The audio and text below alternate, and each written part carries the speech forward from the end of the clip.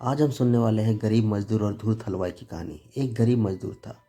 वह खेतों में काम करता था। एक दिन शाम को वह अपना काम खत्म करके घर लौट रहा था कि रास्ते के किनारे मिठाई की एक दुकान थी। मिठाइयों की मीठी मीठी सुगंध रास्ते भर में आ रही थी। इसे सूंघकर मजदूर के मुंह में भी पानी आ गया। वह दुकान के पास गया, कुछ देर वहां खड़ा रहा। उसने सारी मिठाइयों को देखा, फिर उसने अपने पैसे देखे। उसके पास थोड़े से पैसे थे, पर वे मिठाई खरीदने के लिए काफ़ी नहीं थे। वो मन में सोच के रह गया। वह खाली हाथ लौटने लगा। जब वो लौटने लगा तभी उसे दुकानदार की एक कर्कश आवाज़ सुनाई दी, रुको, पैसे तो देते जाओ। पैसे? काहे के पैसे?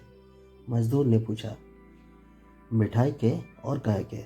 दुकानदार ने कहा। पर मैंने तो मिठाई खाई ही नहीं, उस मजदूर ने जवाब दिया।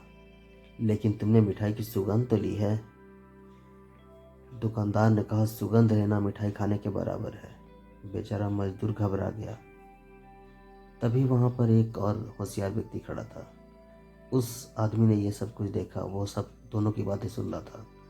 उसने मजदूर को अपने पास बुलाया और उस पास बुलाकर उसके कान में फुसफुसाकर कुछ कहा। उस आदमी की बात सुनकर मजदूर का चेहरा खिल उठा। अब वो दुकानदार के पास गया और अपनी जेब में रखे हुए पैसे खनखनाने लगा। पैसों की खनखनाहट सुनकर दुकानदार भी खुश हो गया। उसे लगा, चलो अब तो पैसे मिल ही जाएंगे। उसने मजदूर से कहा, चलो निकालो पैसे।